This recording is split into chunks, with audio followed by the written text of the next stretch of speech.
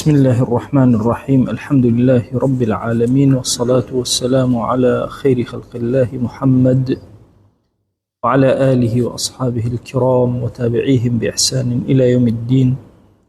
ربنا أرنا الحق حقا وارزقنا اتباعه، وأرنا الباطل باطلا وارزقنا اجتنابه.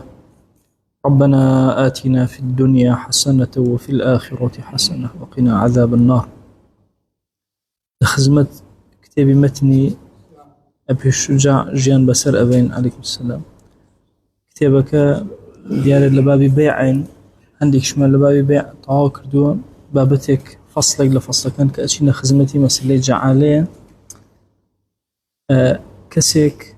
اشتيكي لي ونبيت أقرينا يدوزتوا خلاطك دائما بأو كسيك أي دوزتو أهم خلاط الشرعية شرعينية، فهو الجعالة جائزة درسته، وهو أن يشترط في رد ضالته عوضا معلوما أويك لرت كردنو جرانوي أو شتي كوني كردو صوتك أو شتي كوني كردو أجر جراو عوضك دياري كراو،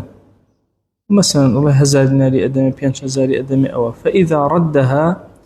أجر كسيكات أمي جراو استحق ذلك العوض المشروطة أو عوضي كدان دا وبمرج جراوة بو أو كسم مستحق بيتو يتر واجب بيداته أجر هنا وبوي هنا. فصلي كتير مسألة بيداني الزوي حاليا أم حالة لا يخومان هي كسك الزوي هي إدابة كسي كتير قازان بالشراكات لما زبي خومانا أبم شوازي إذا دفع إلى رجل أرضا ليزرعها أجر كسك زوي كدابة كسب وزراعتي تياكا وشرط له جزءا معلوما من ريعها لم يجز.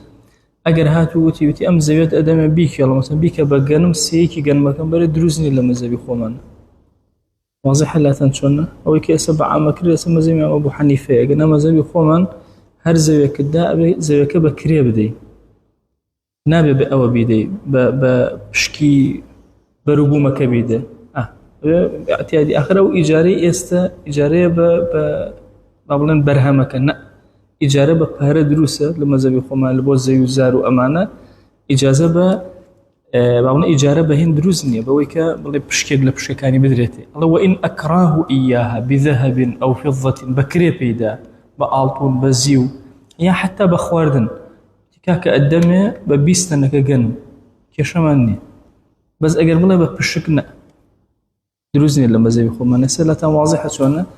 بكسك زويكي هي وإذا بكري بكسي كتير كإداتي نابي بلا بشكيكم لويك لحاصلاتي أمثال بشكيكم بري مثلا ديكم بري سيكم بري ايش حالتك أوها إلا أبي مثلا بلا مثلا كسيصات هزار بري بيانصات هزار بري دتنك قرم بري يتر حقيني أم بسوتي بيكا نيكا هرشي باري خوي ورقري أو زمن بدز أو كسو أو طعاما معلوما أو شرط له طعام معلوما في ذمة إجازة أو شو دروسة شوازة كده دروسني بابا كتير ما هي هلا كنت كاني بابي بيعة مسألة زوي مردو زوي ككس خوانينية هيج كس خوانينية لشوينة كيش والواني كسك أشياء زندوي أكاتوا أفرمي وإحياء الموات جائز بشرطين همو زوي كي مردو كسب شيء زندوي كاتوا خوي وخوي دروسته بلام دو مرج يكام أن يكون المحيي مسلما بكسك إيمان دار بمسلمان بأهل ذمة وكافر وأنبن أبي تخاوني أو الزاوية كزندو إكاته ومرجع مسلمان بيك دوهم وأن تكون الأرض حرة أبي أو زاوية حربة هيج كسك نبو بي مسألة حرية زاوية طبعا يسمى هو تصورك مثلا هرشي سر زاوية هم يجيرا ولا زور ما ولا سر زاوية كس خوانينية هركست شو تواني زندو إكاته وترتيب إكاته لم يجوز عليها ملك لمسلم لم يجري عليها ملك لمسلم ملك مسلمان بس أو زوي النبي أو بيوتي حرة هيج كسي خوانينية لم يجري عليها ملك لمسلم. جاء الصفة إحياء شون زندوي أكاته ما كان في العادة شون مثلا إحياء أكلته وشواز عادة مثلا بيري كتيا لأداب ونمنا هند داري تيا أنا جمالك بشوكي تيا أكا هرش تقلو بابتانا كان بعادتي أو منطقة وشنو بخوا احتیمالی شەهید نەبێ ئەسڵ پێویستی بە دار نەبێ شوێنەکە هەموو خۆی دارەسان باش ئەمە چێ ئەو مەنتیقەی مەسەخانێکی تیا ئەکا و تەرتیبی ئەکا پاشی ئەکاتەوە ئەو شێواز ئەوە مەسەلەی ئەحیایش تەواو مەسەلەی ئەگەر کەسێک ئاوی هەبێ کانیەک هەیە لەناو زەوی تایبەتی خۆیە بیرێکی هەیە ئەفەرمێ وەیەجیب بەذل المال بثلاثة شرائط واجبە لەسەری ئەم ئاوە بەشی خەڵکی لێ بدا بە سێ مرج یەکەم أن يفضل عن حاجته وأن يحتاج غيره لنفسه أو لبهيمته يكم أبين لبيداويستي خوي كسك زياتر به أجر خوي بيويستي في بين نايدا بكسيتر أو يقدو أو كسي دوم كداوي أكابو خدي خوي بيوي يان بو أجلك نق مثلا شيء والله باخي بيأكم نا بو خدي خوي نفسي خوي يا بو أجلك محترم كلا يا هيا لم دو حالته أما خالي يكم وخالي دوما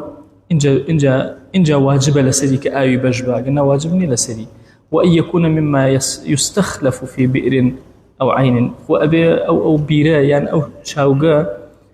أو هابك أو بيت وشويني أو كي محدد نبي طوابه أو كتواجبني لسري با أمش خوشي زياد بلا خوي با أيش بيسي في بيت وأمانة ما دام نايته ورسري واجبني لسري كي أم أو خويان وهاي كردو خويته سري بيركي برابيته مثلا أو كاته واجب لسري أجر بيته كسكيتر بيوستي ومش خوي لخوي زياديه بابتي وقف من هي وقف دروسته والوقف جائز بثلاثة شرائط أن يكون مما ينتفع به مع بقاء عينه وقف أبي لشتيك به سودي لور بجري أصلك شيء بمنته سودي لور بجري أصلك بمنته إن جاء أو مرجية كميتي كدروسته دوم وأن يكون على أصل موجود وفرع لا ينقطع ألو دقيقي كأيكاتا وقف أبي أصل وجودها مثلا أما أكما وقف بفلانكز وشكاني فلانكز نقبل ولا احتمال هي مثلا بلا ولا كاكا أما أكما وقف بو كرزا كانم كز نازانا كرزا أبي نابي أبي لو دقي وقفك أكا أصل وجودي هبه وقفك لاحقا بمك سوا دوايجبه وشكانيا وفرع لا ينقطع دائما وقف اشتيك أمانته ونابك تصرفيتك ودسكاريتك طبعا ثابتي وقف يكلوش تاني كل خلافة إسلامية أما زور زلمة هر باسي وكين الله خلافة إسلامي مثلا أو يكلوش تاني كزور إشنا لسركن لقل لا داني خليفة وقف يناش إذن حتى وقف جهاني إسلامي حموت يكلو بيكلو بسريك أجنا بو خسخانه كبول أمتي سنة وقفين به بو مدرسة دينية بو وقفين به إنزاني ومصطري مالي أمتي إسلامية همو ينصفر كردو لجيهان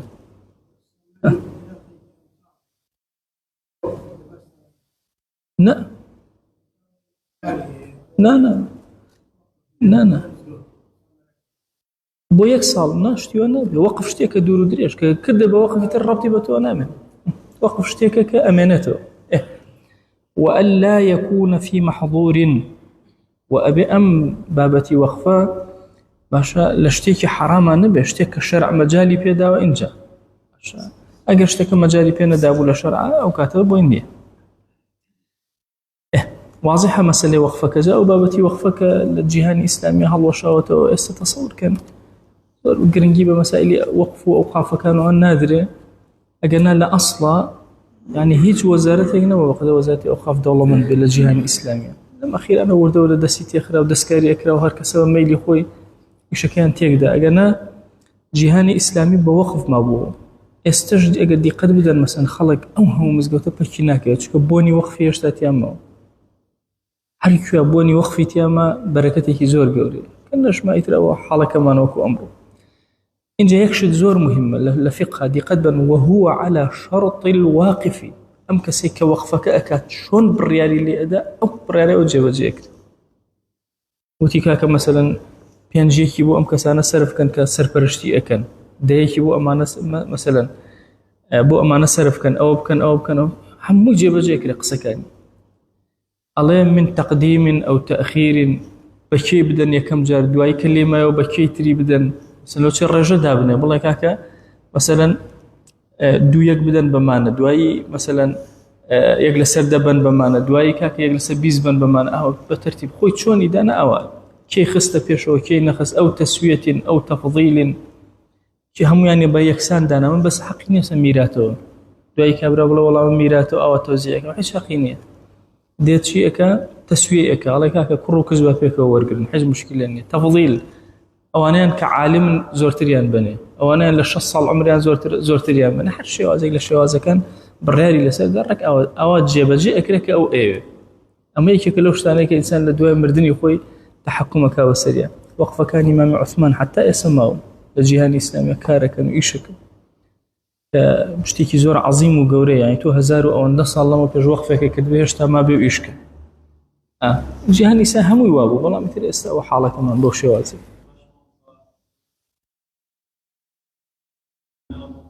ئەوانە وەقف نین نابنە وەقف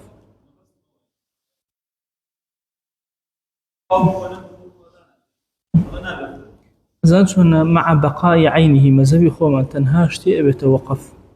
کە عینەکەی بەقای هەبێت واضحە اینجا ئیتر زەویە خانووە مەسەلەن شتێک ئەلەو بابەت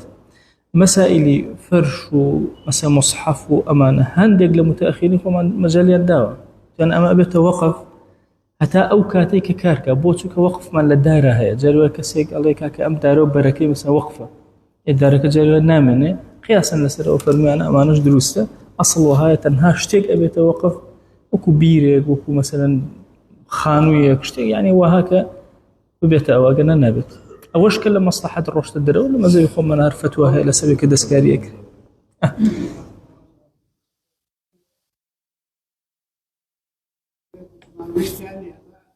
تەوا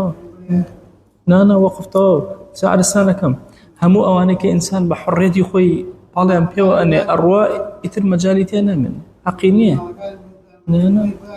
نا هیچ ئەبەدەن ئەفەرمێ بابەتێکی تر مەسەلەی هیبە هەدایە و بەخشین و هیبە ئەمەش زۆر مهمە مەذهبی خۆمانە ئەفەرمێ كل ما جاز بيعه جازت هیبەته هەرچی بتوانی کڕین و فرۆشتنی پێ بکەی لە شەرعا دروست بێ دروستە هیبەشی کە بیبەخشی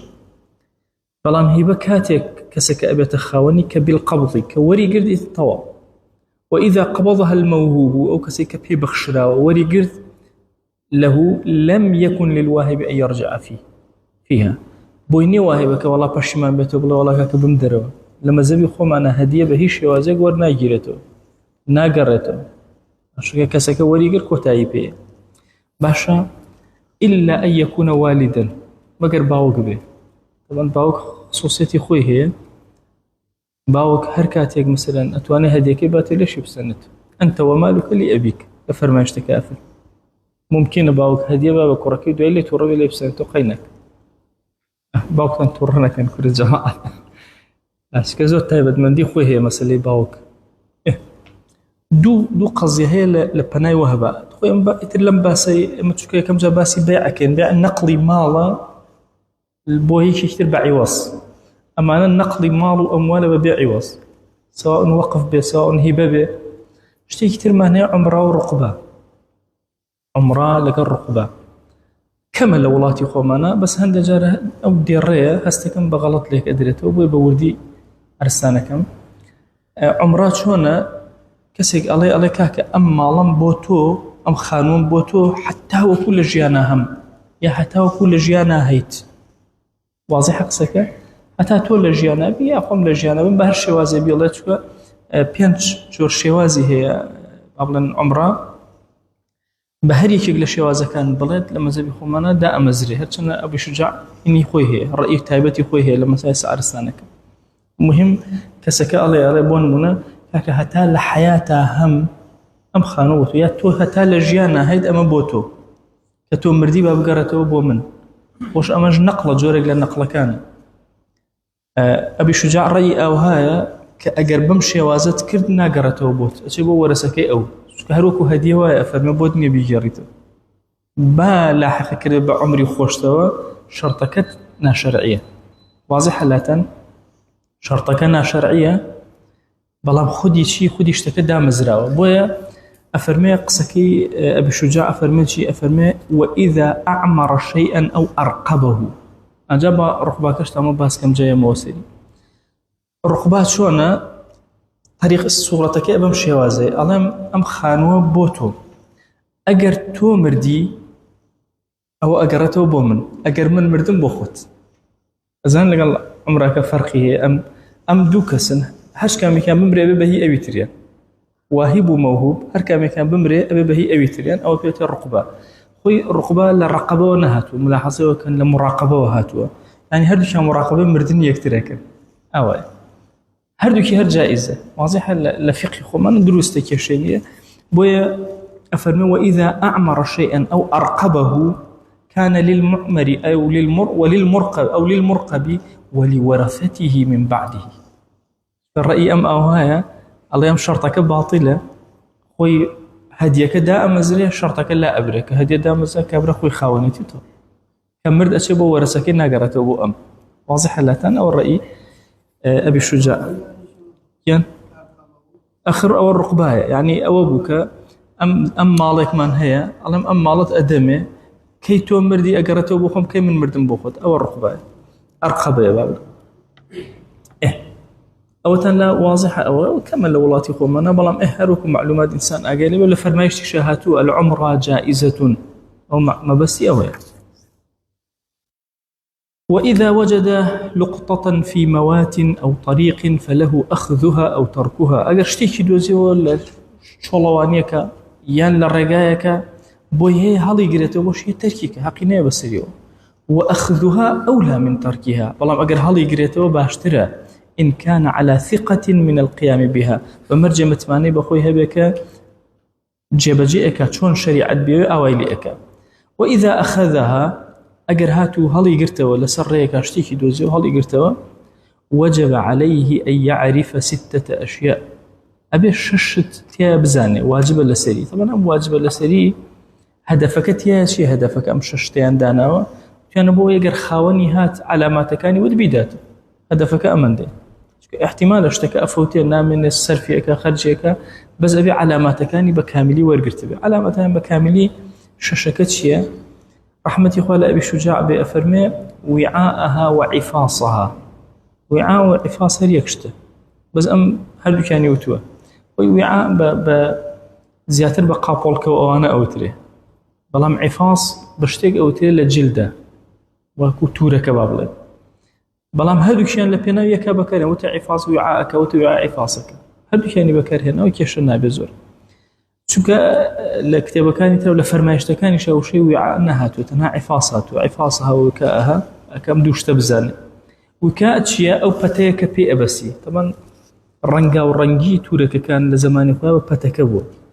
ئەو پەتەی کە ئەیبەسێ وکاء لە فەرمایشتەکە ئەفەرمێ وكاء السهي العين يعني أو پەتەی کە پشتەوەی ئینسان قایم ئەکات چاوە ئەگەر خەوت بە دەستنوێژەکەی بگرێتەوە باشە وکاء بالضبط ئەو پەتە ئەکاکە ئەو تورە کەوشتانەی پێ ئەپێچرێتەوە اینجا ئەفەرمێ ئەگەر هین بوو شەشت ئەبێ بزانێ وعاءەکەی بزانێ عفاصەکە بزانێ وکاءەکە بزانێ باشە بزانێ لە چیا بووە ئەو پەتەی پێ بەسەوە چۆن وەجنسەها چی تایە وعدەدەها باشە چەند دانەیە ووەزنەها بشی کێشەبایی چەنە ئەو کاتە زەمەنی ئەوان مەسەلەن پارە ئاڵتون و زیو بووە ڕاستە مەسەلەن دینارەکان بەس دینارەکان هەمویان وەکو یەک نەبوو دیناری شوێنە فەرقی هەبوو لەگەڵ شوێنێکی ترەوانە تا لەو ئەخیرانەوە لە زمانی ئومەویەکانە کە ئەویان کرد تەحدیدی مەسەلەی جۆری دیناریان کرد قاڵبەکانی بە هیچ شێوازە هیچ فەرقیان نەبوو لە جیهانی ئیسلامیە لێنا پێشتر هەر وڵاتی خۆی بۆ خۆی لێدا زیادە و کەمی هەبوو دیناری ئاڵتون هەبوو گەورە بوو هەبوو بچوو هەمووشی یەک قیمەتی هەبوو بەڵام دواتر لە زمانی ئومەویەکانەوە حەل کرا جنسەکەی بزانێ عەدەدیشی بزانێ چەند دینار بوو 5 دینار بوو وەزنی دینارەکانی بۆ نمونە بزانێ اینجا چۆن هەڵی ئەگرێ ويحفظها في حرز مثلها هاوێنەی ئەو شتە لەکوێ هەڵەگیرێ خاکە نازێکە مەسەلەن لە حەوشادا ئەنرێ بەڵام توورەکەی پارەیە چوزام لەناو لێفادا ئەنرێ جاران ئەموو پارە و شتە هەر ئەخرایە ناو لێفەوە ثم إذا أراد تملكها عرفها سنة إما شتێکمان هەیە نیەت التملك نیەت التملك کەسێ بێتە خاوەنی شتێک ئەم نیەتی تەمەلوکە هەر شتێک کە ئەیدۆزیتەوە ئەتوانین نیەت بێنی خۆت بیتە خاوەنی ئەم نیەتە کە ئەیهێنی عرفها سنة يك صالي ركتو أبي تعريفي بكي بانكي برسيال كي لخلق بركا كشتكم دوزي وتولكوا بانكي على أبواب المسجد وفي الموضع الذي وجدها فيه لو شوينيك أي دوزيتوا ولا سر درجاي مزجوتا كان أنوسي لو منطقة فإن لم يجد صاحبها كسين دوزيوا كان له أي يتملكها بشرط الضمان بوي هي خوي بيتخاوني بكاري بين بو خوي بو معلوم ناڵی چۆن باشە بەڵام بە مەرجێک ضمانی کا شتەکانی نووسی و هەر کاتی خاوەنی پێ ئەو بیداتەوە دیارە ئەو مەسەلەی ضمانە گرنگە مەسەلەی تەملیکیش گرنگە لە مەذهب لە عامەتی خەڵکی خۆمانە با بڵێن لای خۆمان یەکسەر خەڵک چۆن دەیکەن بەخێر لە شەریعەتە ئەمری پێ نەکراوە بیکا بەخێر خۆی بۆ خۆی ئیسفادەی لێ ئەکا بەڵام بۆی هەیە تەمەلوکی کا خۆی ئەبێتە خاوەنی ئەو کاتە بە ناوی خۆیەوە ئەیکا بەخێر نەک بە ناوی ساحێبەکەیەوە ئەمە لای خۆمان یەکسەر وایە ئەڵێن کوڕە بیکە بەخێری ساحێب بیکە بەخێر لە شەرعە ئەوەی پێ نەوتراوە احتیمال ساحێبەکەی هەر خێر نەکە لەبەرەوە کەسێکە خۆی بۆ خۆی تەمەلوکی ئەکا ئەگەر ویستی بیکا بەخێر ئەیکا و دوای ئەیداتەوە بیخوا ئەیخوا کێشەیەکی نییە إنجا أويك أدوزرته وشوار جورة واللقطة على 4 أضرب أحدها أن يبقى على الدوام هي أنا أمانته واشتكى باري اشتكى أمانته وحكمك يتي التملكية كابو شوازة دوي صالك بانكر بنوانا ويباسمك دوم ما لا يبقى كالطعام الرطب اشتكى كنامنته وكو خوارنيكي تر عند تماتي دوزيوته أو كاتل نيوان دوشتا فهو مخير بين أكله وغربه أي خواتو أي بجيري صاحب بيابو يا بيعه وحفظ ثمنه يا إفروشيتو كي صاحبه بيابو بارك أداتو سهم جور لواني كأدوزيتو أكريها البجيري بلان بعلاج ما يبقى بعلاج كالرطبي شوكو خرما مثلا خرما يتر أكري مثلا وشك بكريتو بلان إيشي إيه كاري إيه أو كاتا فيفعل ما فيه المصلحة سيرك تشتي مصلحتي أم شتيتي خرماك هالقري مصلحتي تي بيفروش يكسر مصلحتي تي احتمال أو أن باريتي صرفك خرماك خوي أو نك عشان ببيت زمنك وبيعيشك سيرك على من بيعه وحفظ ثمنه يا إفروش بارك مثلا هلا قريب وكابرا أو تجفيفه وحفظه يا وشكي أكاته بوي هلا قريب هش كامي كان به حر خويتي أو بيسي بعلاجه كاتي وقتي شوارع من جول لوانا ما يحتاج إلى نفقة بيسي كباريتي أصرفكي أشكال حيواني مثلا أجلك دوزيوت أسبك دوزيوت وهو ضرباني حيوان لا يمتنع بنفسه لا أو مخيرة وأنا بيفرش أو يبكى وأنا للريخوا بيوشكاته ويكوكاته أتواني بشي خواتو باركا وغرمك مثلا چنكا أو يبكى بيبجيري هردو كير بو دروست شوارن أو وكو حيوانك وكو أسبك حيوان لا يمتنع بنفسه حيوانك ناتوان وكو مريك خوي بو خوي ناتوان بجي مريشكك مثلا الله فهو مخير بين أكله وغرم ثمنه يا أوتا مثلا سري أبر إخواتو باركا أبجيري وكابرا أو تركه والتطوع بالإنفاق عليه يان لما لو دائنه بلا متر اوكاتو والتطوع بالانفاق عليه لو تشوني تيسر كابريتو بمرش كباري باريتين من شغنميا وتي ولا سر خويتي والتطوع بنفسي خوي بو خوي للريخو اجر او يكرت باشا او بيعه وحفظ ثمنه اشتانه بفروشتو باركي هالغرير كاتي كابراهاتو بيداتو اما غير حيوان خوي ناتوانه بجي حيوان خوي بو خوي اتوانه بون من اسفك واشتريك مثلا وحيوان يمتنع بنفسه فإن وجده في الصحراء تركه شو والله لو دشتا دوزيته وازيدينه اقيني بسره وإن وجده في الحضر أقل لنا مالوش تا دوزيته عينا همان حكمك هي يان خوي بو خوي بوي بخيوكاو هاتو ايداتو قتل سر خويتي بخيو كدنك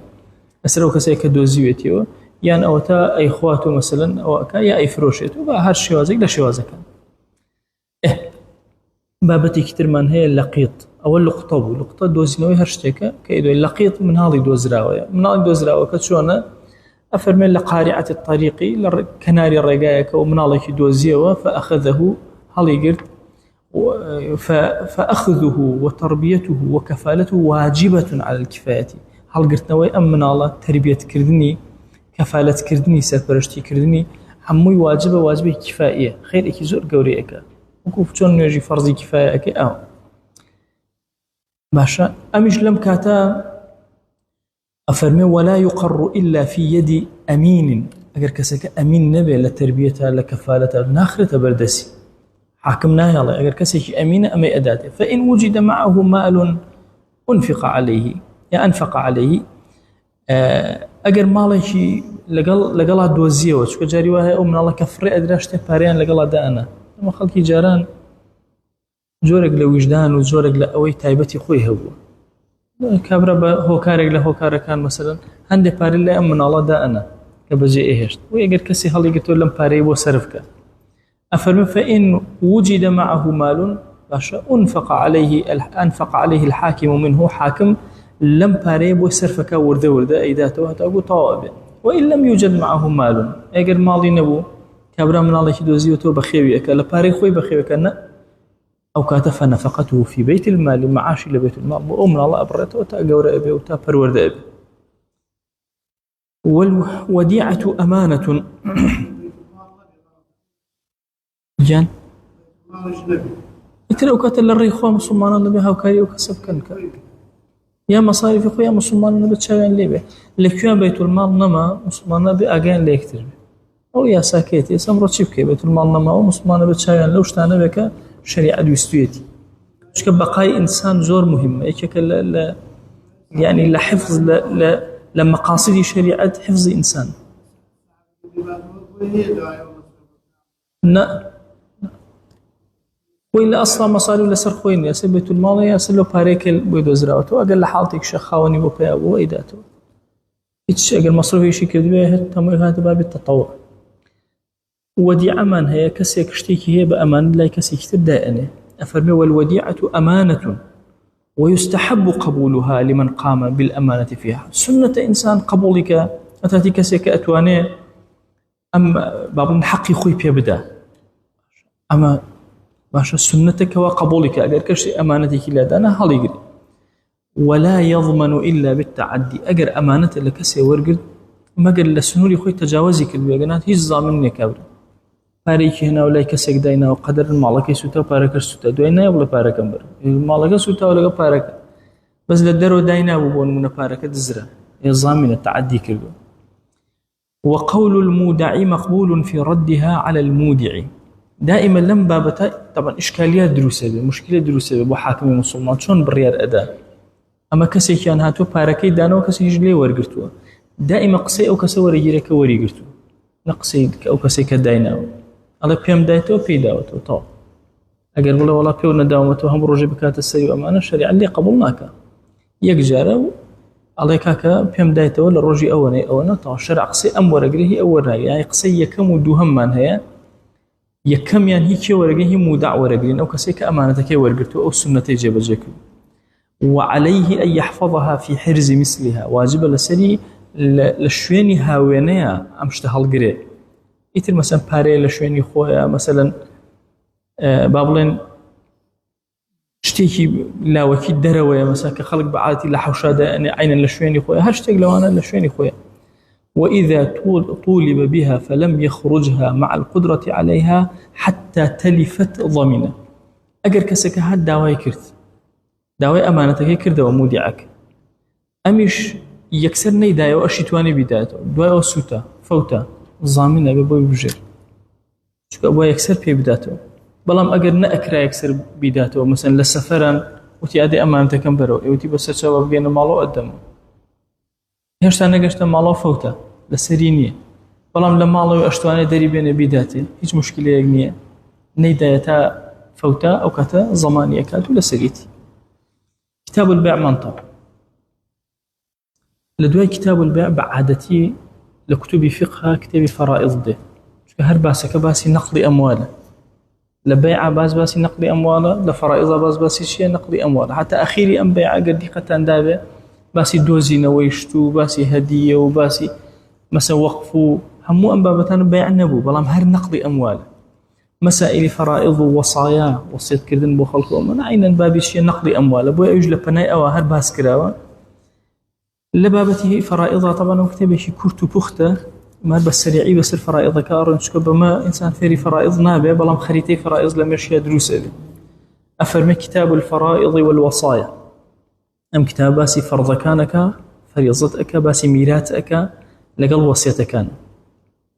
والوارثون من الرجال 10 اوانك ارث ابن لبياوانا انسان كمرت كان اواني بالدوري وميراث ابن دكس كر درجه كم كري كر دوام وان سفل كري كري كر ابر ابو خوار وتنبو كشنيه. والابو جابوا اما طرفي فرع كان لبياوانا كر طرفي سروى وسروى الاب والجد وان على باوك بابير بابر وسروى بروا باوكي باوك باوكي باوكي باوك باوكي باوكي باوكي باوك عشان أروى بروا. إن جابوا أطراف كان ده كم جربوا خوارة وشو وشي خوي إن جابوا السرو إن جابوا دوروبر. الأخ برا ابن الأخ كري برا وإن تراخا مثلا كري كري كري برا إيش مشكلة ما بروا.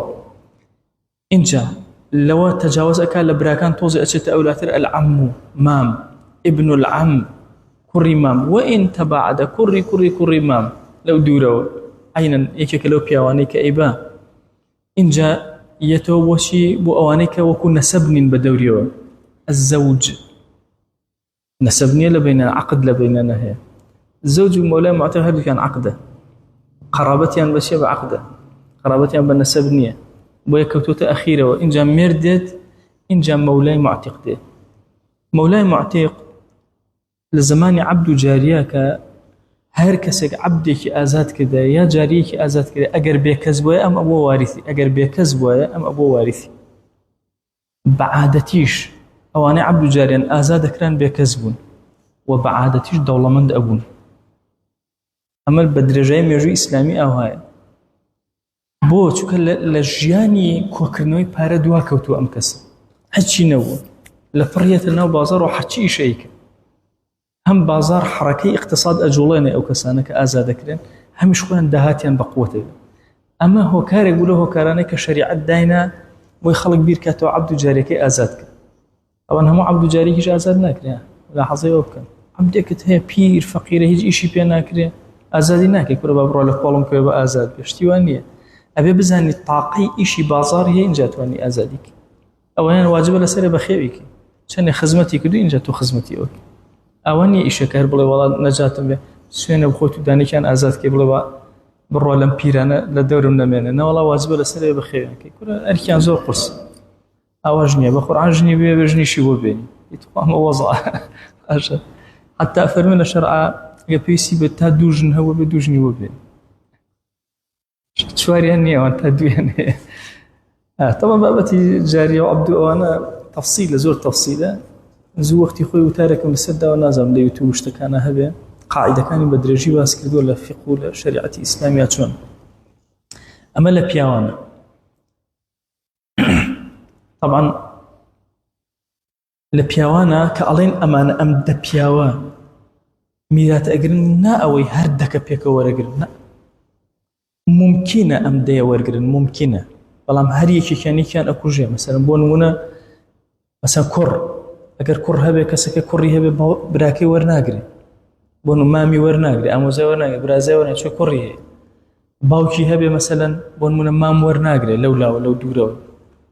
بابير ورناغري باوكي هي بوش شوازا يعني هموي بيك ورناغري اويك مثلا بحتمي ور اجري لمانا كر باوكا ميرد اويك بحتمي ور اجري كر باوكا ميرد واضح لا ترى شي حتمي باش أفرمي والوارثات من النساء 7 أي لا أفرت كان وارثات لا أفرتانا تشنيكن أفرمي حودانا كيتشي كر كيتش قال كيتشي كريكي هي كتشكي هروكو كتشي خويا حسابي بو أكري كتشي كجنا كرزاء كابلام كتشكي يعني كتشي كر ولا ذوي الأرحام إن جاء أما أم دوانا لو شيء خوارو إن جاء والأم والجدة دايق لقل دا بيريا طبعا دا ولا بيري سر ولا أفرتانا يتب جدش هردو جد حسابك لن طبعا بابيري طرفي دايق ورناقري بس بابيري طرفي دايق ورقري أو كلو بابتاني كجنتيا ورقري بيوتيا ورناقري يعني ننك لروي دايكو دايكي دايق بارو ورقري بس باوکی دایک هەر ئەکاتە جد وەرناگرێ دایکی باوکی وەرەگرێ يعني جدە بە هەموو تەڕەفەکانە وەرەگرێت جد تەنها لە تەڕەفێکە وەرەگرێ طبعا باسی ئەوەیە هەموو ئەمانە ئەبێت نسبەی نزیکتر نەبێ اینجا دووەم وەرەگرێ واضحە کە دایک نەبێ کە دایک نەبێ چونکە ئەم پشکە هی دایکە کە ئەم نەما ئەچە بۆ ئەویتر جا سیرکەن ئەنجا بۆ ئەطرافەکە طبعا أو حجبك أجاسيك إن جاء لأطراف كان خشك من هي لقل شيء لقل خزانة هي لقل مولاي معتقة طبعا خشكيش عينا باش للطرف ويا دي قد بدا خشك خوي ورقري باش والله كوري خشك مثلا كتشي خشك ورناقري خشك خوي ذاتي خوي إن جاء أوانيك بعقد الزوجة عينا ميراتي هي مولاتي معتقة مولات أوي هي مولاتي معتقة ميراتي خويا احتمال آفرتك دولة من بيو بتواني مثلا كسيك آزادك كسك مثلا دواي لبازار أكيوتا كارو أمانة ميراتي هي وكسيني أقرأت بوام آفرتك آزادي كرت دايك من عايشة يشيق لو كسانيك آزادي كرت خلقك بشرتيان لسر قرت وتيان أبيد دواي ميراتك بو إيما بي إنجا يا مريان صلى الله عليه وسلم فرموي كل شرط ليس في كتاب الله فهو باطل هر شرط لكتاب إخواننا هم باطلة ميراتك أقرأته الولاء لمن أعتق هر كسي آزاد كد ولاءك بو أو كسي ميراتك بو أو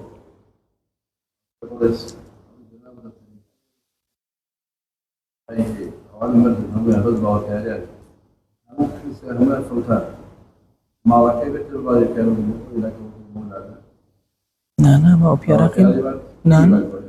نايبة لكشكا هيج نايبة غريبة وهيج ربطي بكشكا ونية أو كاتب بيت المال أقر منظم بأدريتي قلنا هندك أدري بالذوي الأرحام وأنا يعني أو كاتب نايدريتي باو بيارك ربطي نبو غريبة دولة زين شون دولتي مسلمة لكن منظم بزور أحسن أما تحكمي مسائك كان نجبي وكو أمره لزلته وأنا إنسان نازان الشبك إن جا سير كان دايك من عائشة حفتاو بينج عبد جاري آزاد كردو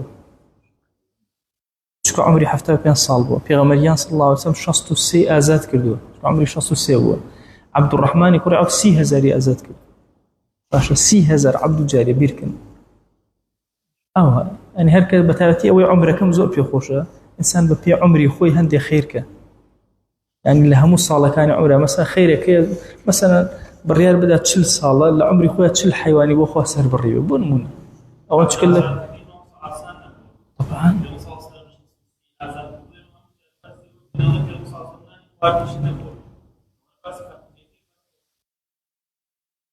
نا أو يقول تارم هي بتايبة لسر خواردني پیغمبرجان صلى الله عليه وآله وسلم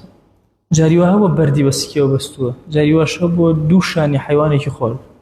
داوي سهمي شكله فرمي سهمي شنو يعني همو حياتي پیغمبر صلى الله عليه وآله وسلم همو فقيرين همو شي دولة من دينية مهم أويك كالسنة كان كإنسان أقر لزمنك كوتين زمنك وعبد جارية هو وكات إنسان ببيع عمرك خوي بتواني عبد جارية أزادك بابته ترمان هي من لا يسقط بحال أويك قد كزنات وانا إثل ميراد بيان بات الدروة بله هجور ناقرن بينجن الزوجان جنومين إلا ميراد لا يكتر أبا كزنات وانا حجبي كليان كأمان أبوان دايكو باوك ولد الصلب مناضي الراسطة وخوي خوي كوريا كتشي أم بينجا هميشه لميراتا تو أبي تشاو لسر أو بينجا بورقرن أوانك دركن أوانك دركن واضحة بتابتي لأولاد يصلبوا لأبوانا بزاين كدركن شو كزوج وزوجان زور تأثيرنا كلا مسألة ومن لا يرث بحال هش ما أنا مجموعة بحياتي إرث هر نابا أما أنا كان حوتا عبد بس عبدك عبد هناك ما هي شيء وازي ميراث نابا أجر كريكي هو كسك كركي عبد هو ميراث نابا واضح شلون هو ممكن إما عبد آزاد كين برايكي هبي عبد به أو براي دويلم براي تري أبا بونا بس كعبده هاتشي بديتي أجيب السيدك خواني أملاكي شخصية والمدبر مدبر چۆنە عەبدێکە کە وتوێتی هەر کاتێ من مردم تۆ ئازاد بی، هەر کاتێ من مردم تۆ ئازاد. لەو کاتە کە قەرارە میراتەکەی بدەینێ، طبعا میرات یەکسەر تەوزیع ئەکرێ، تەئخیر ناکرێت. لە وڵاتی خۆمانە تەئخیرەکرێ و تەئخیرە غەڵەتە.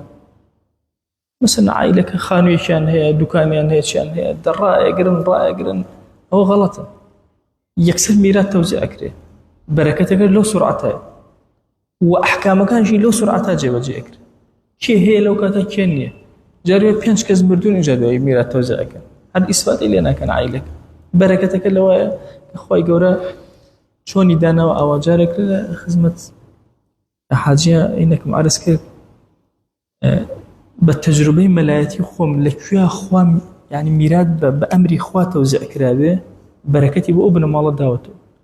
ئەگەر خۆیان بۆ خۆیان کردبێتیان هیچ ئیسفادەیان لێ نەکرد. جاری وایە باوکێک مەسەلەن یەک خانووەکەی پێشخۆی کاکە گیان ئەوە فرۆشتم ئەوە نەی بۆ تۆ نەی بۆ تۆ نەی بۆ تۆ غەڵەت. ڕاستە بەرەکەت بۆ کەسیان ناداتەوە بۆ مناڵەکە. بەس ئەگەر کەسەکە خۆی مرد ئەو کاتە خوددا بە عەزەمەتی خۆی تەوزیعیەکە، قورئان تەوزیعی کردووە، سڕێکی زۆر تایبەتی و بەرەکەتێکی زۆر تایبەتیە و سورعەتەکەش زۆر مهمە. لە بینی خۆیان یەکسەر کۆبنەوە تەوزیعی کەن، هەموو شتەکان تەواوکەن، حتا قەرارە مەسەلەن خانوویەکە دایکیان تایە بێ کاکە وەکو میرات ئاو هەیە، هەر کەسە پشکی خۆتانی بنەوە یا بیکردنەوە یا بە شێوازێک لە شێوازەکان بێتە خاوەنی دایکەکە خۆت لە دوای دایکە هەرە گەڕێتەوە بۆ ئەمان مەسەلەن. بەڵام دائیمە ئەو سورعەتە لەو کاتە واجبە، بۆیە لەو کاتە ئەگەر مدەبەرەکە هێشتا عەبدە یەک فلسی نادرێت، با دوایش ئازاد بێ هەر نادرێت. الولەدیشمان هەیە. الولەد بابەتێکە کە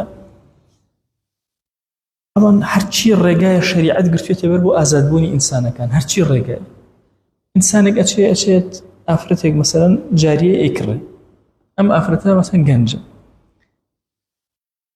بە عەقدی کڕینەکە چۆن عەقدی نیکاح بە عەقدی کڕینەکان پیاوە ئەتوانێت بچێتە لای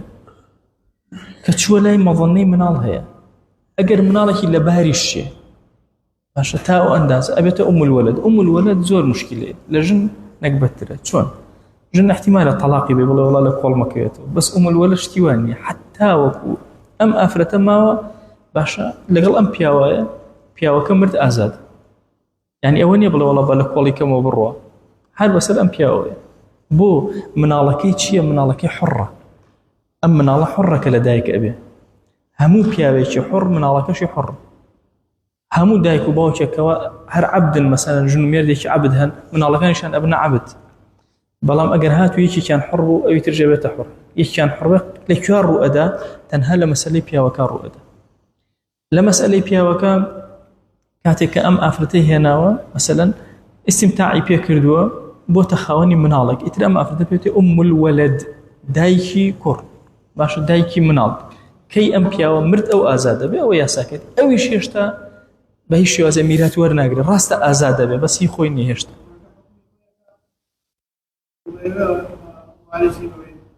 چۆن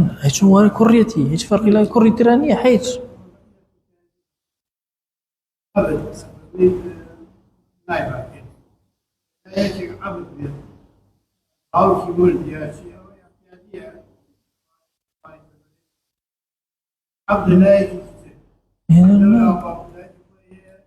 نا هەر نایبە، نا ڕەبتی عەبد ڕەبتی بە دایک و باوکی خۆیەوە نییە،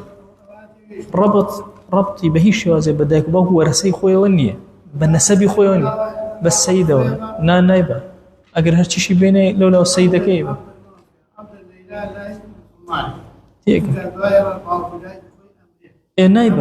نایبە بە هیچ شێوازە نایبە، نە ئەوان لێ ئەبن نە ئەم لیانە بن. عەبد خاوەنی حیز نییە. مکاتب زۆرێکی ترە لە عەبد کتابەتی ئەکەی بە عەبدەکە ئەڵێ کاکە هەر کاتێ 1000 دیناری هێنا مەسەلەن ئازاد بە. چۆن زەکات بە مکاتب ئەدرێ؟ باشە ئایا ئیرسی بۆ ئەڕوا مکاتب هێشتا مەسەلەن ئەوەیە؟ نەخێر، ئیرسی بۆ ناڕوا. باشە وە کەسیش ئیرسی لێ نابە، چونکە هێشتا مکاتب نەگەیشتە حەدی تەواوی ئازادبوون، میراتی بۆ ناڕوو. والقاتل لەکوێ چکە مەسەلەی قەتل زۆر مشکلە، ئینسان زۆر زاڵمە. احتیمالە مەسەلەن کەسێک بیر کاتەوە وەڵا ئەگەر باپیرم بمرێ ئەوەنەم بەرەکەوێ، بۆ باپیرم نەکوژم ئەوەنەم بەرکەوێ. بۆ نمونە هەر کەسێ القاتل لا يرث، نك قاتل أو أبت السبب قتلك إرذ نابا مشكلة مسائلي أو لو أشي بروا الشاهدي لسربابون منابوي بكجري لو ربا إرسكم بمنته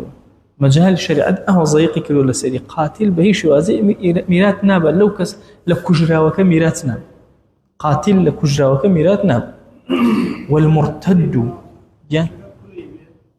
بون منا كرة باوكي خوي كوش نابا واضحة براي خوي كوش نابا لي طو أو براوتو والمرتد شو مرتد يشبه ما شو اسكال الدين هالقراوتو هيك ميراتي برناكوي وأهل ملتين يكي يهودي يكي نصرانة نازم شيء ما لنا دولة إسلامية وجود يعني هي مثلا كركا يهودية وباوكا نصرانية بون هنا ميراد لبين يكترا نابا شريعة مجالية وين نهدا شو أو أحكاماني كين لا إما أبا وشواز ما ملاين لقلا أكري باش بابشين سر أقرب العصبات كين نزكترين عصبة بو إنسان لإنسان ولا هم كز نزكتر الابن ثم ابنه كرة إنجا كري كرة لدواي أمتشي العصباتي باوك إنجا باوكي باوك ثم أبوه أبم شواز الترتيبات كان أروى شكا إما بابتي عصبة كام ينزور نزيكو بقوة به أبي تريان حجبك حجبي حرمان حجبي نقصان حتى كره به طبعا كري كرنابا فلي كرة إنجا كري كر حتى باوك هبه مثلا باوكي باوك نابا إنجا كره تاوكو هبه باش باوك يجلس الششبة عصبياتي أخا واضحة شوانا شكا بحصكي كما كاتوا إنجا هتا كره هبه مثلا بابير نابا إنجا برا نابا إنجا بوشي هذا ترتيبك إنجا أفرمي ثم الأخ لدواي أما لدواي بابيركي براي باوكو داكي الأخ للأب والأم إنجا لدواي براي باوكي دي يعني هتا براي دايكو باوكي براي باوكي نابا إنجا دواي أما كري براي باوكو داكي ابن أخي أبوين دي إنجا ابن أخي لأب دي بليكي دورتر اللوان إنجا ما مكان دين بم ترتيبه مام هي دايكو باوكيه مام هي تنها باوكيه مام هي تنها دايكيه واضحه ببي او شكا مثلا جاري وهي مامكت هي دايكو باوكيه جاري مامكت تنها باوكيه كبابيرك مثلا دوجني هبو او لكسيترا او بوشوازا انجا كوري ما مكان بعين ترتيب كوري مامي دايكو باوكي كوري مامي باوكي بوشوازا فإن عدمت العصبات أجر أم عصباتنا حج النبون وعبدك كوتم فالمولى المعتق أو كسيك عصباتي بعقد أكا مولاي معتق أو كسي آزادي كدو لو أبا واضحة شوانا أجر هيك شيء كلا يعني أجر أم عبدا موزايك آزادي هبو كري موزايك آزادي لو دوره هبو أو ميراتك أبا كسي نبو إنجا أجرته أبو كيبو أم بلان بعادتي بويا فرمي الولاء لمن اعتق فرما يشتكى زور بون او عبدانيك من البو دزرا او كس نازاني كي شلون لو تي هشيبه بس نازاني بويا جهش بو زانراو مثلا زيد كوري حارثه مگر بيانو زيد بن محمد هم بنوته نبو او بابلن هلوشايو هميش خزمكاني هاتن تان اي كرينو بيغمر صلى الله عليه وسلم ازادي كده بيني الا قال انا ارواته يعني فرمنا والله لخزمته يا أب خزمة كاري جنابتك نقرأي ولا قال أنا باشا عشيرتي كي جوربون بنا معلبون كركان دزرابك أو بعض دس فرشاب تا قشت ولا يخوش يست وهكذا يعني وبابا تيجي تفصيله الولاء لمن أعتقه هركسي آزاد يبكى ولا كبو أو مثلا زيد بون من أمره دهاتي زور أيا بيغمريان صلى الله عليه وسلم كأتقي كدو آزادي كدو لي أبا لا والله خزمة كان خويا أيضا بلو دوره والفروض المذكورة في كتاب الله تعالى 6 فرض كان كلا قرآن باسكرا وعصبب أو جماعته هاريان شريعة بوي دياري نكردوا هرشي أمانته لما يا طواوي ماليا هرشي أمانته أيضا أوانيك بشكيان بو دياري كرا ولا شريعته شجر بشكا نيو ربع ماشي يجلسر 2 نيو يجلسر 4 ربع ثمن يجلسر هش ثلثان دو لسر 3 ثلث يجلسر 3 سدس يجلسر 6 فالنصف فرض 5 نصف فرضي 5 كسا نيوا بو 5 كسا أبي يجلسر 2 مال بياوك أمري يكشي هي يجلسر 2 مال أبا كشي نية بلام كشي كي كوري هي يجلسر 2 مالك أبا خشكي كي دايكو باوكي هي يجلسر 2 مالك أبا ناكسي نخشيكي باوكي هي يجلس دوي مالك أبا نيوي أبا. والزوج إذا لم يكن معه ولد هروها مردش أجر منالي نبي مردوك منالي نبي وتأفرتك منالي نبي مردك شن أبا مردك يجلس دو أبا أقمن نفسه مردك منالي هي أن جنكك مردوك منالي نبو بياوكي شي أبا يجلس دوي مالك أبا. ربع بودو كسا بو بياوك كجنكي منالي هي خزانكي منالي هي فرمي والربع فرض اثنين الزوج مع الولد أو ولد الابن يا منالي خويني بلام أولادي هي جنك عين الليرة وأمشي أبا ربع أبا إن جاء الزوجش خزانش يكم يعني بو الزوجة أجر منالها به بو الزوجية أجر منالنا به بو أفرتك خزانك كان منالنا به أفرمي بلام أها وهو فرض الزوجة والزوجات أجر بياوك يجني هو دواني هو سياني هو شواري هو بهرهم ويانا ربعك أبا بهرهم ويانا ربعك أبا لو شدو داني هبه يك ربع بو هر دو كان داني سياني هي يك ربع بو هر سي كان داني أو بو يجن بيان ناقوش بيو يك دو جنيه بس ميراتا يعني كما بيتو إنجا والثمن هشتيك بو كيه أفرمي كاكا فرض الزوجة والزوجات بس هي أمانة جنكان يا جنك أجر هاتو بياوكا منالي هبو يا منالي هبو أو جنكان شنك أبن يقدر سر هشتبن وتجنكان دو بشكان هي بهمو بهر شوار جنكو هجديك أبن يا شواريك أبن دو حكميان هي أجر منال نبي شواريك أبن منال هبو هجديك أبن والثلثان دو لسرسي فرضي شوارة أجر كسك دو كشي يا زياتري هبو سويت ما أجر يكشي هبه شن أبا يقدر سر دو أبن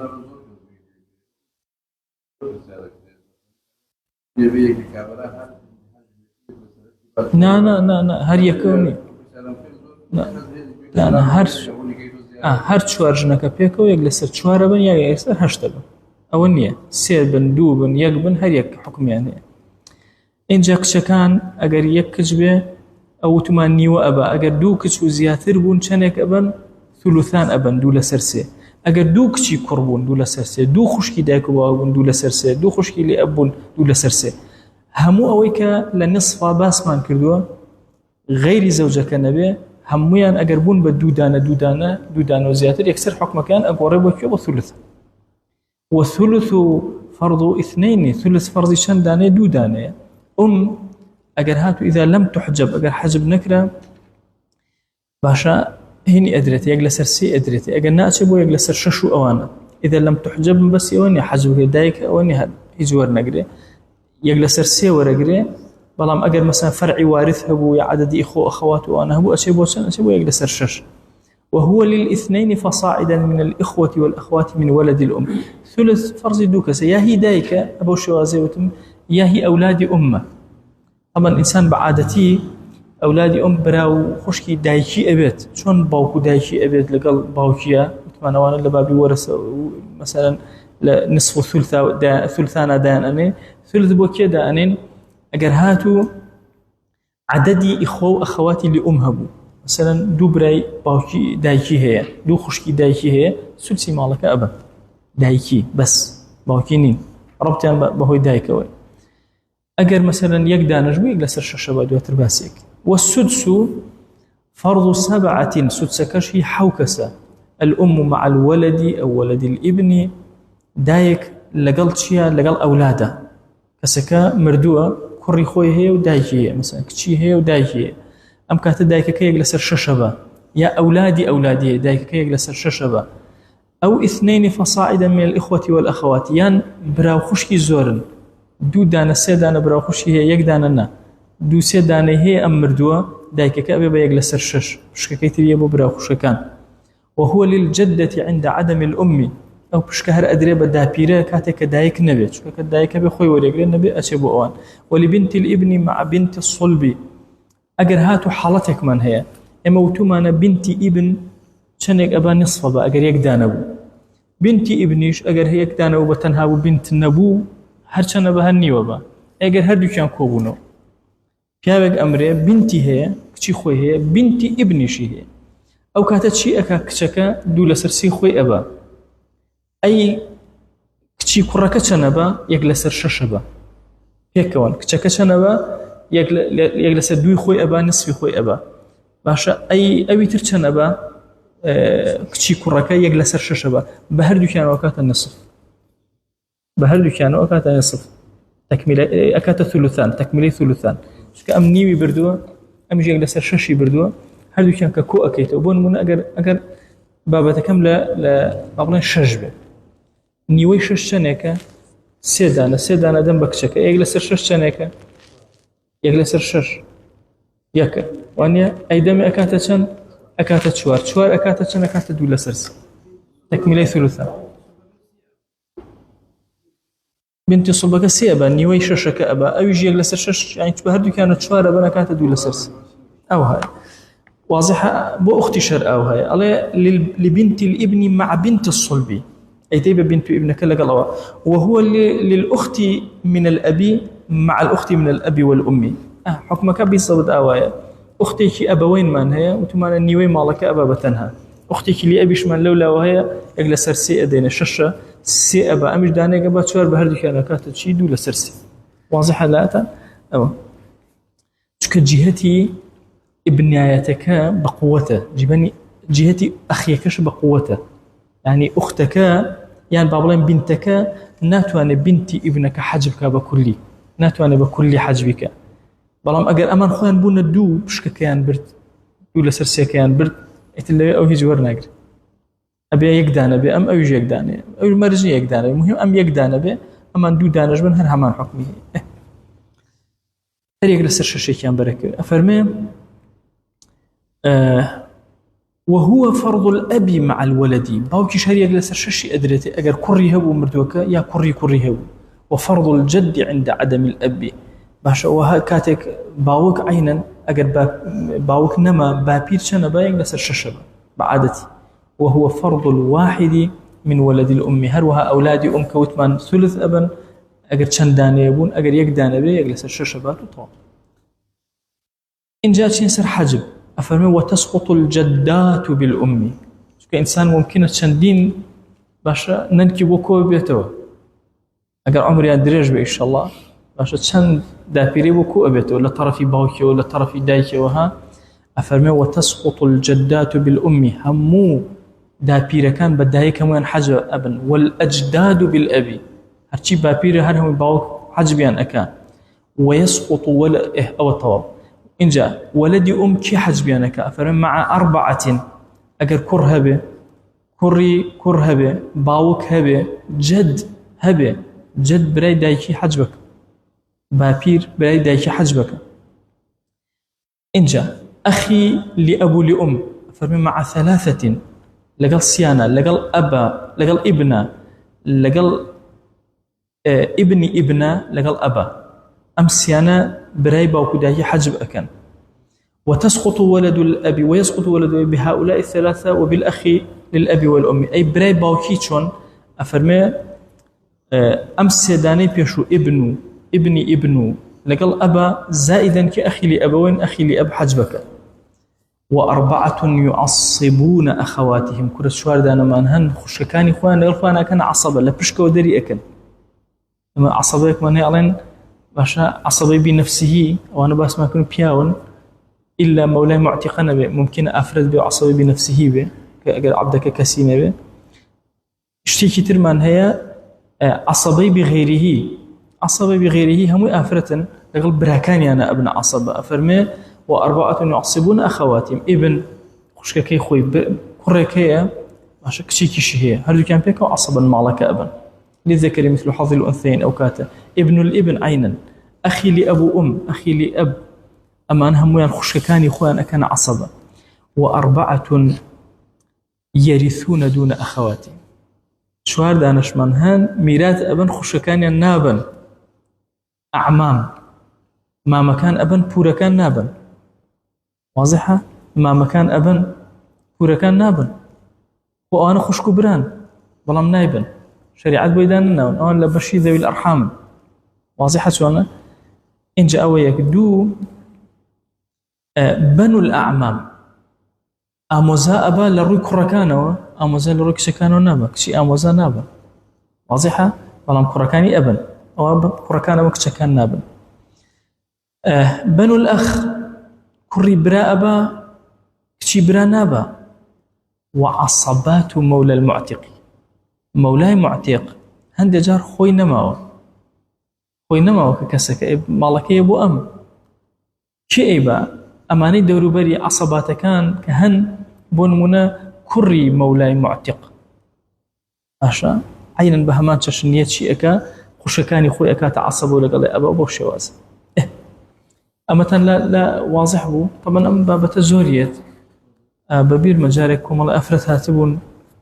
وتیان ماوەسا ئەو میراتیان دابش کردووە بە برەکانماندا بەم ئێمە نەدا حتمما ئێوە ئامۆزان دەهات بەهینی خۆم وتارەوەڵا ئامۆزان ئێوەتم وەری ناگرنتەوە برازەر شەروایە جاری وایە کابرا مەسەن پیرە سەری سوڕەمێنێ ئەڵە باش ئەو برامە وەری بۆ من وەری ناگرێت ئەخر برازەر لە تەرەفی کوڕەکە وەری ئەگرێ لە تەرەفی کچەکە وەری ناگرێت ئامۆزاش هەر ئاو هەیە بۆ شێواز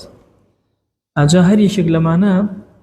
ئەبێ ملاحظەی ئەو خاڵانی تیا بکرێ بە تایبەتی ئەمانەی یەریثونە دوونە ئەخەواتیهم خوشەکانیان نابن کوڕەکان ئەبن ئێمە عەرزمان کردن لە جاری وا هەیە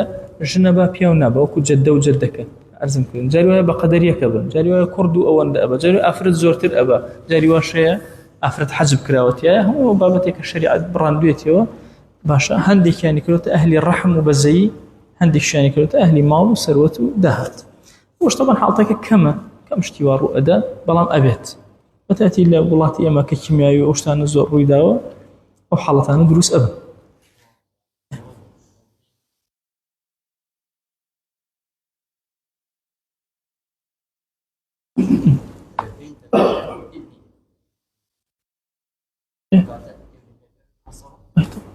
ئەو پشکی خۆی ئەبا بینتەکە دوای هەرچی ئەمێنێتەوە ئیبنەکە ئەیبن ئەو یەکسەر دوی خۆی بە پشکی محەددە یانی پشکی محەددە و ئەوش بۆ خۆی مەسەن بۆ نمونە ئەگەر پیاوێک مرد تەنها و تەنها کچێکی هەیە لەگەڵ کوڕی کوڕێکە کچەکە نیوەی خۆی ئەبا کوڕی کوڕەکەش لێوە بە عەسەبایەتی نێوەکەی ترەبە. ئەوە میراتمان تەواو بچین سەر بابی وەسیەت ئەفەرمێ وتەجوز الوەسیەة بالمعلوم والمجهول وەرە دروستە وەسیەتکەی باشە بە شتێکە معلومە بۆ نمونە ئەڵێم خودی ئەم عینەکە وەسیەت ئەەکەم بۆ فڵان کەس ئەڵێم یەکێک لە عینەکەکانم دیاریم نەکردو هەر دروست یەکێ لە عینەکانی ئەدرێت یەکێ لە خانوەکانم یەکێ لە جلەکانم مەسەن بۆ فڵان وەسیەت ئەکرێ معلوم بێ ئەکرێ مەجهول بێ دروست هیچ ئیشکالی نیە. والموجود والمعدوم باشە شتێک کە ئێستا وجودی هەیە ئەتوانم وەسیەتی پێ بکەم ئەشتوانم هێشتا وجودی نییە دواتر وەسیەتی پێ بکەم کاکە ئەو مەڕ و ماڵاتانە بەچەی ئەمساڵیان هەر هەموو وەسیەتەکەم بۆ فڵان کەس باشە هیچ کێشەی هێشتا خۆ لەو کاتە وجودی نییە ئەگەر هاتوو بوو وەسیەتەوە جێبەجێ کرد تەنفیزە کرد. اینجا وهي من الثلث وصية طبعا إنسان ماڵی هەیە لە دوای مردنی خۆی تحکمی لە ماڵیا نامێنێ تەنها یەک لە سەرسەی ماڵی نەبێ وەکو حیاتی خۆی تحکمی ئەتوانێ بەسەرا بکە یەک لە سەرسەی ماڵی وەکو ژیانی چۆن بەرحەیاتە ئەوە مامەڵەی لەگەڵا ئەکرێ هەر وەسیەتێکی کرد واجبە تەنفیز کرێ ئەگەر لە یەک لە سەرسەی ماڵ تەجاوز نەکە هەر وەسیەتێکی کرد واجبە تەنفیز کرێ بۆ نمونە ئەفەرمێ وهي من الثلث بۆ نمونە کەسەکە مەسەلەن 3000 هەیە هەتا دوای مردنی خۆی ئەتوانێت تحکم بەسەر 1000 دیناریا بکە ئەتوانێت ئەیکا بە خەیر ئەیکا بە سەدەقە ئەی بەخشێ ئەیا بە خزمێکی فەقیری کێشەی نییە بەمەرجێ ئەو کەسەی کە وەسیەتی بۆ کرێ ئەهلی میرات نەبێ لا وەسیەتە لوارث ئەو کەسەی کە میرات وەرگرێ وەسیەت وەرناگرێت ئیتر مەسەڵەن ئەوانەی کە ئەم پشکانەی کە باسمان کرد هەم میرات وەرەگرن ئەوانە بەریان ناکرد ئەگەر یەکی حەج ببوو بە میرات حەج ببوو ئایا ئەکرێ وەسیەتی ئەوکە بەڵێ کرد مثلا ئامۆزایەکی هەیە ممکنە خۆ ئەمە میرات وەرگێ بەس سەوەری ناگرێت وەسیەتی بۆ کاڵە فەقیرە ئەوەندەی بن بۆن بەمەرجێ ئەوەندەکان لە یەک لە سەرسەی ماڵەکە تەجاوز نەکە. اینجا ئەفەرمێ فەئین زادە ئەگەر زیاتری کرد نیوەی ماڵەکەی کرد هەموو ماڵەکەی کرد بە وەسیەت ئەفەرمێ فەئین زادە وەقف على إجازة الورثة چونکە حکمی ئەمی بەسەرا نامێنێ یەک لە سەرسەی حکمی ئەمی بەسەرا هەیە ئەویتر گەڕێتەوە بۆ وەرەثەکەی ئەگەر وەرەسەکە موافقەیان کرد قەیچێک ئیجازەیان داوتیان کاکە قەیچێکە با نیوەی ماڵەکەی بڕۆ دروستە ئیشکالی نیە. ولا تجوز الوصية لوارث إلا أن يجيزها باقي الورثة. أجر يشك لوارث كان كركي خوي مثلا يشيل كركاني وصيتي كروتي أو بدنه أجر باقي ورثة إذن يندا قيناك، وإذا قلنا لا وصية لوارث ورثة يشي كان أدري ناخو أو وصيتي. وتصح الوصية من كل بالغ عاقل، هركس بالغ عاقل، لكل متملك خاون اشتكى باش جسك هركس بالغ بعاقل بأتواني وصيتك بوكي وصيتك بوكسك متملك بتواني بتخاوني أوشته ناتواني وصيتك أبو عبدك ويك بيشتر باسمان كرو تشكو متملك نية متملكي شخصي نية تشوف سيدك أبي أوكس متملك بتواني قبولي أمشتبك يعني قبولي بك يعني شرعا ببيت خاوني ببيت ملك داري أوشته دروسته. وفي سبيل الله تعالى أشكري بو شخصك نكا وصيتك بو شخصك لري خوابك لكن في سبيل الله سرفيكا لبابة الجهاد سرفيكا لمزقوت سرفيكا لمدرسة قرآن سرفيكا هم أم وصيتانا جارين إيش لسرك. وتصح الوصية إلى ما اجتمعت فيه 5 خصال. ماشي أفرمي وصيتك جاري أبي هر بو أو كسيك بوي الرعب بينش خصلتي تيابي أو متملكك كوتومان بتخاوني ملك بين شرطي تيابي أبي مسلمان بي أبي بالغ بي أبي عاقل بي أبي حر بي أبي أمانة باشا أو سيركن أم وصيت لا شيئك أو جرينج. وتجوز الوصية إلى من اجتمعت باشا يعني لدواي خوي مثلا نفرق هنا عليك كتو وصي مني وصي سير كان إما كسك من هي وصيتك شتيك من هي أكريت وصيت كسك هي وصيتك بوكري كسك هي سرپرشتي أم وصيتك بيجين أم كسيك أم سرپرشتي أم وصيتك وأم كلماتان بي أوتري شيء واضحة أم كسيك وصيتك لا أكري شيء أفرمي مسلمان بي بالغ بي عاقل بي حر بي بوي تأثيراتي لسرنا بي أمانة باريزيجو أم كسا وصيتك بي ألي أو أبكا يجيب جيك واضحة أو لدواء خوي لو شيء الدنيا مشاكل دروز به اگر بدرجه ميجو سيرتان كرده به بدرجه ميجو سيرتان كرده به همو مثلا او خليفه وانا مثلا نهاتو يكيق لكركاني بالي ولا او بخوانو تيكاك فلان كس وصي منا لدواء من مثلا اخوانته وبوتان كتشيم هي تشيم نيه شلون تصرفك او كسيك هاتو اخوان دويتي او كسيك وصيتك الا لا دان راو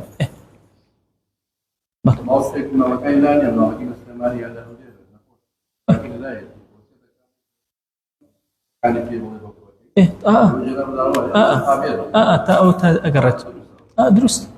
درست وبلام أبي بيرج مرجيتي هبي كسكة نبي عبد به مثلا عبد به لو شيء السيدة كيف ولا وابلا مجبور بيجويك فقير اتشبك لا أبي حر به أبي بالغ به منال نبي مثلا شيد نبي مسلمان ما شون خوي موقع في مسجل كلك مسجل أبو فرقي والله فرقي لا رجع حادثي فرقي شتيار أبكى سكوت كلام مكسيك تو أوشتي كدينا مثلا تويتي كاك أم بارين بو بخر مزجوتو رك باركي بو فاتم مزجوتو وصل إخوة سلام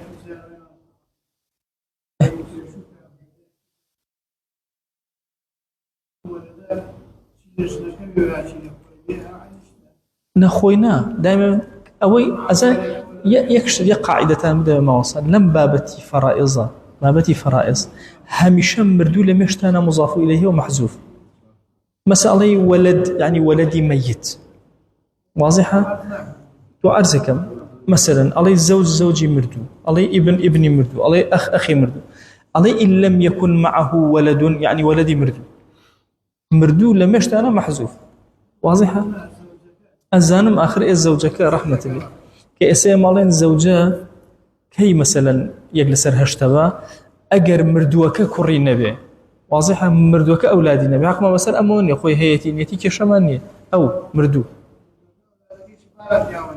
حقينية آخر أرزكم بس أمن ده مردوكا بالم بياوها النبي مشكلة إلا هر كسيك باشا مناڵێکی هەیە مردووەکە لێرە یەکسەر ئەم حکمەکەی ئەگۆڕێ. صلى الله على سيدنا محمد وعلى آله وصحبه وسلم تسليما كثيرا.